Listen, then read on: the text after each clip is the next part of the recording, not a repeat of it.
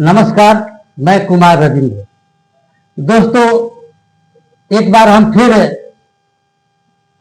आरा के चर्चित व्यक्तित्व आरजेडी के अति महत्वपूर्ण पिलर वरिष्ठ नेता लालदास राय जी के साथ हम बैठे हैं।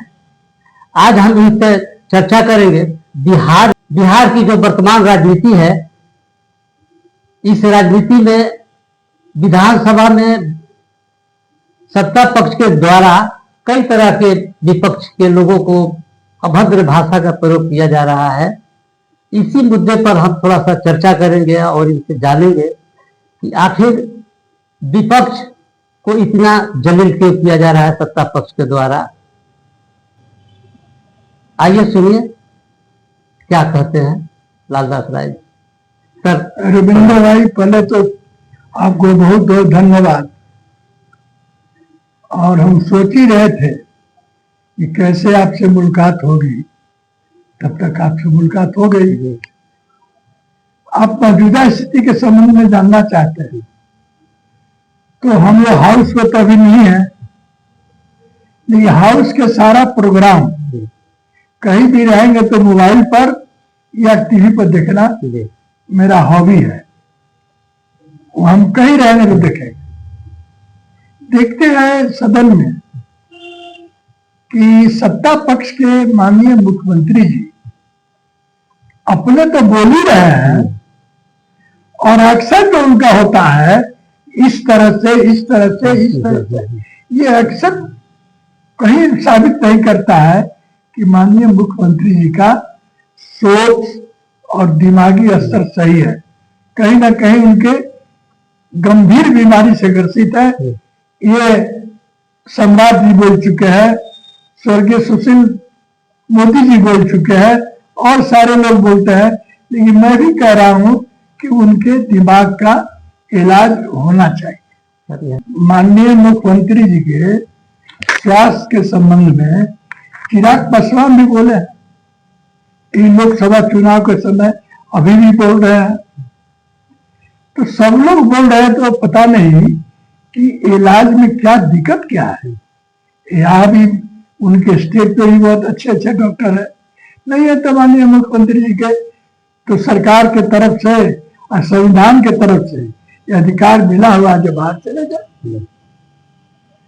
अब एक सम्राट चौधरी जी हैं, उनके पिताजी भी आरजेडी में रहे और उनके काल में हम एमएलसी में थे, लेकिन कभी आदरणीय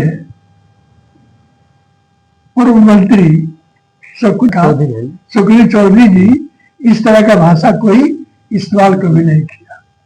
अब कल का हम देख रहे थे डिबेट, कल के सम्राट चौधरी जी माननीय उप मुख्यमंत्री जी रे रे रे रे 4 बार बोले हैं।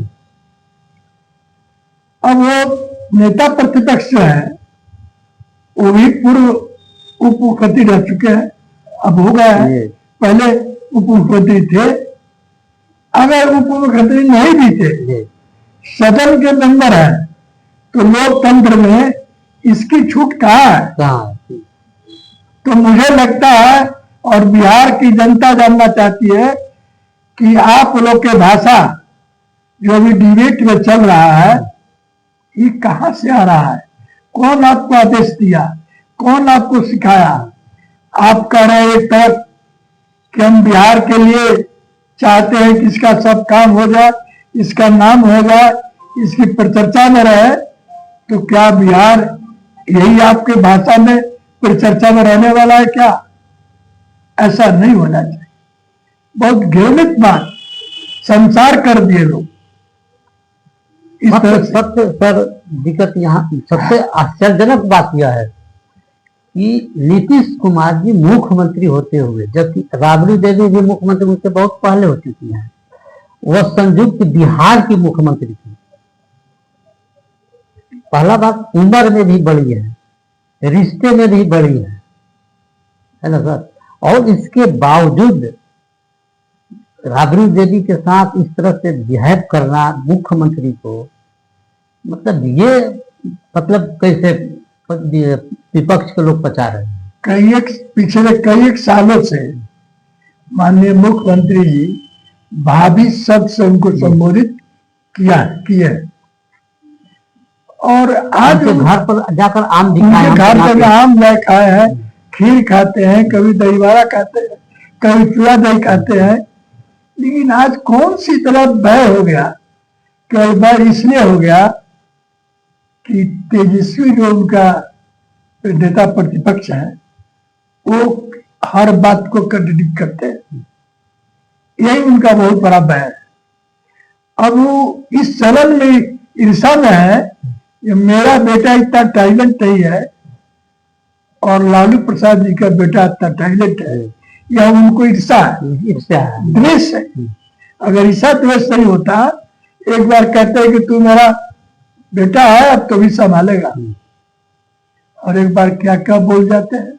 उनका लड़का निशांत चौधरी निशांत कुमार जी देखिए इधर बोल रहे हैं कि हमारे पिताजी को मुख्यमंत्री घोषित करे, अपने मांग कर रहे हैं। हाँ, ये तो आज तक की बड़ी अशोभनीय बात है। ये कभी भी हम लोग इलाका नहीं मांगा कि पिताजी को मंत्री बना दीजिए, पिताजी को लोकसभा भेज दीजिए, लेकिन निशांत कुमार तो कह रहा है कि बिहार की जनता से और एनडीए की सरकार से मेरा अनुरोध है कि हमारे पिताजी को मुख्यमंत्री दोबारा बनने के लिए घोषणा करना करे। ये तो विचित्र मतलब हास्यास्पद जैसी स्थिति हो जाए। और वही लालू प्रसाद जी के छोटे पुत्र जो है तेजस्वी प्रसाद यादव, कभी उन्होंने नहीं कहा कि हमारे पिताजी को कोई इस तरह से काम कर दीजिए ताकि वो उनको कुछ पावर का कभी नहीं। पावर के वो तेजस्वी प्रसाद यादव पावर के भूखे नहीं है, लेकिन इतना भूखे उनको जरूर है कि बिहार बदले, सम्राट चौधरी जैसे और चिराग पासवान जैसे लोग को सबक मिले। ये पिताजी का डार पकड़ करके कितना दिन तक चलिएगा? डार अपना आप अपना पकड़ना होगा।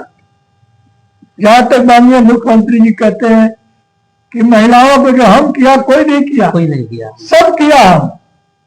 अरे मुख्यमंत्री महोदय, आप जीविका दीदी को देते क्या है?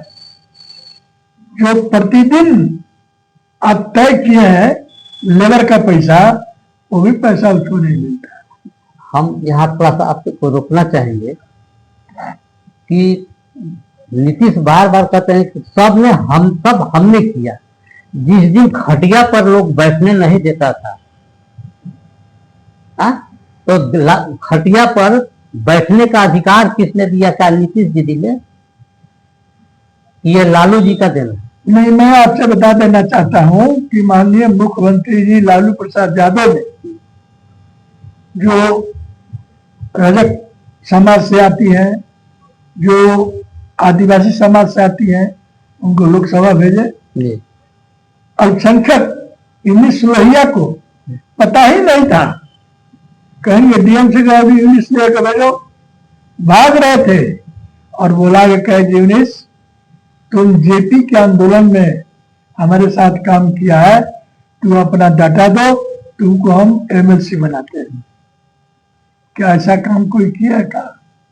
काम ये किया है आनंद मोहन जी को छोड़े हैं। इनका काम यही है, इनका काम है अनंत सिंह को छोड़े हैं।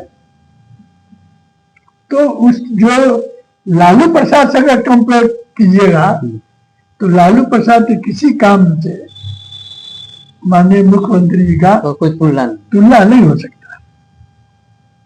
अब देखिए उसी में ये जो भोजपुरी इंडस्ट्रीज में लोग गायक है, वो लोग गा रहे हैं लालू जी के गुण को कि पूछिया अपना बाप दादा से बतिया, ये पहले रहे कौन इज्जतिया,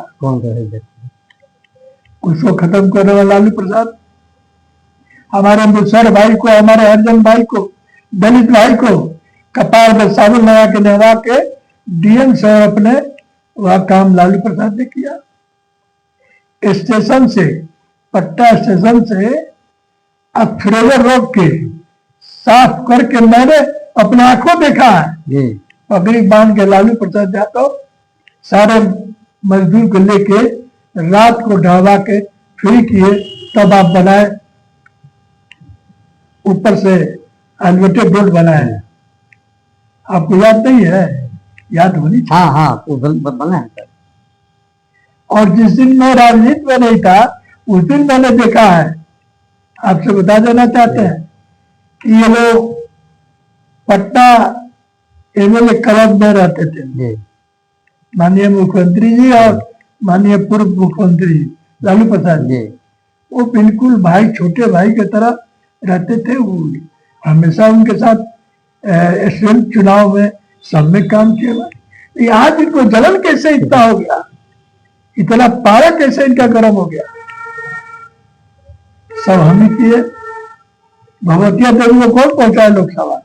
आज तक तो इनके पार्टी से कोई ऐसी कोई नारी या कोई व्यक्ति कोई ऐसा नहीं है। एग्जाम्पल नहीं है। एक सदानंद मांझी है जो सर जाति से आते हैं। दशरथ मांझी, ना सदानंद सदानंद मांझी। वो विधायक है, अभी वर्तमान में विधायक है। तो इस तरह का कोई वो एकदम अभी भी उनका घर कच्चा मकान है, सदानंद मांझी जो है। तूफानी राम को लालू जी ने लाया, मंत्री बनाया, और तूफानी राम को कहा तूफानी आप जाइए अपने क्षेत्र में और डीएम को बुलाइएगा सर्किट हाउस में। डीएम नहीं आए तो आप कहिएगा। ये कहा काम ही किया है? आज इनके बिहार के किसी जिला के कोने में और किसी विभाग में कोई कह दे जनता कि हम जाते हैं, हमारा कागज लेके कोई काम करता है, एक भी नहीं मिलेगा। नल जल योजना का क्या हुआ? कभी सर्वे नहीं हुआ।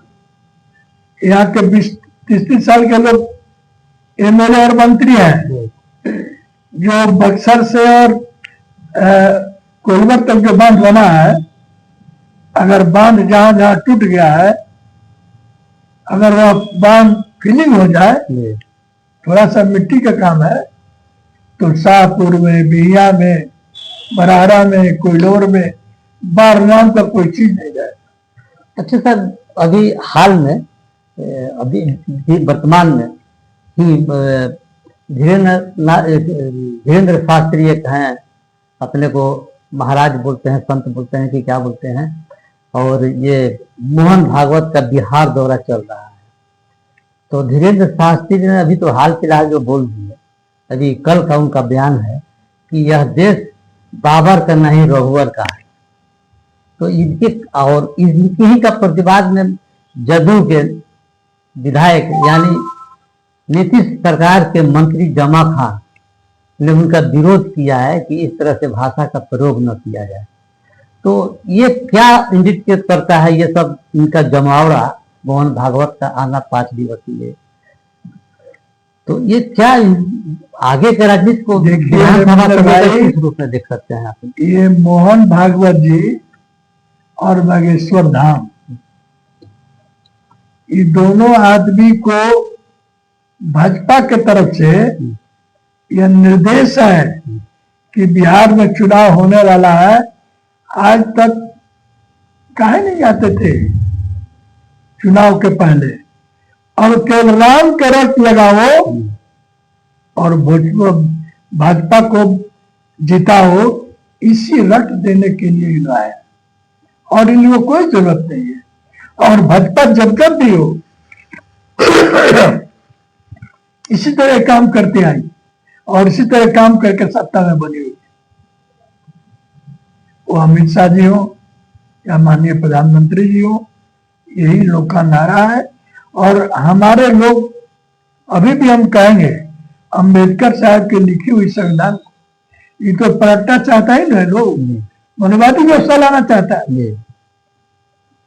वो तो उत्तर प्रदेश में मुलायम सिंह थे, अब अखिलेश जी आ गए, बिहार में लालू प्रसाद जी थे, अब तेजस्वी प्रसाद जी आ गए।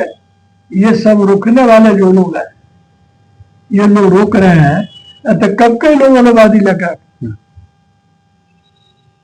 फिर जिम्मेदारी और फिर वही लटशाही वाली बात।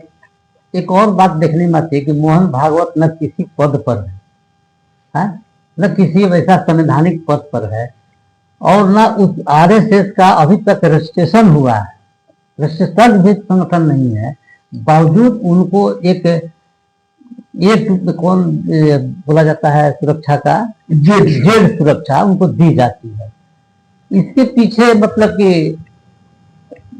क्या मोदी सरकार का पूरा ये तो उन्हीं का है, खुली बात है ये लोग संविधान को कहाँ मानते हैं? नहीं मानते हैं, संविधान को नहीं मानते हैं। अभी कुछ लोग संविधान के संबंध में तो लोकसभा में इकरा हसन इतना बोली, पार्लियामेंट के मेंबर जो थी अखिलेश प्रसाद इतना बोले, लेकिन कहा तो कान में लोग रुआ डाल देते हैं, केवल अपना रट रखते हैं।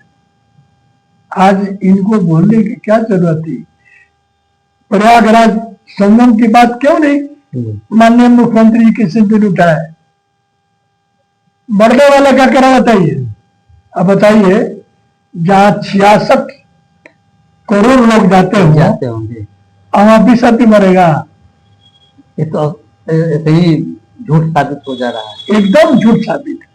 अब इसी को साबित कर रहे हैं, कह रहे हैं जो आप तर गए, मर गए तो आप तर गए, आप मोक्ष की प्राप्ति हो गई, आपका सारा पाप धुला गया।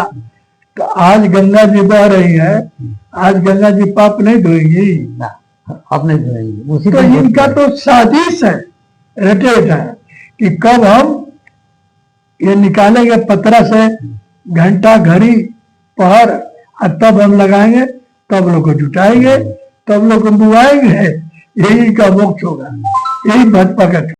दोस्तों नमस्कार। इस न्यूज़ चैनल में संविधान के दायरे में हमेशा जन सरकार के मुद्दे उठाए जाते हैं, इसलिए सब अधिक से अधिक सब्सक्राइब करें। इसमें व्यक्त विचार वक्ताओं के होते हैं, उससे चैनल को कोई लेना देना नहीं होता। धन्यवाद। अच्छा सर, अभी बोधगया में महाबोधि मंदिर, जहाँ भगवान बुद्ध का ज्ञान प्राप्त हुआ था, वहाँ पंडों का कब्जा है, वहाँ बौद्ध लोग, बौद्धिस्ट लोग, पूरा आंदोलन चल रहा है, पूरा देश में चल रहा है। वहाँ तो वो अमर अनशन पर बैठे हैं लोग बौद्धिस्ट, और पूरे उसके प्रतिवाद में पूरे देश में चल रहा है आंदोलन। उस पर क्या आपके विचार?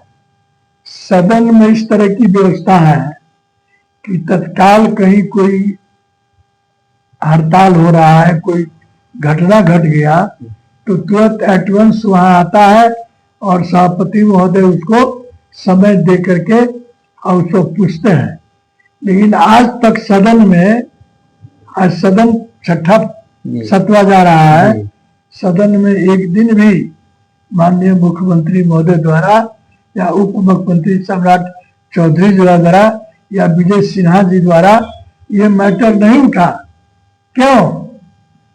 कि हमारे समाज में बुद्ध को मानने वाले लोग बहुत हैं।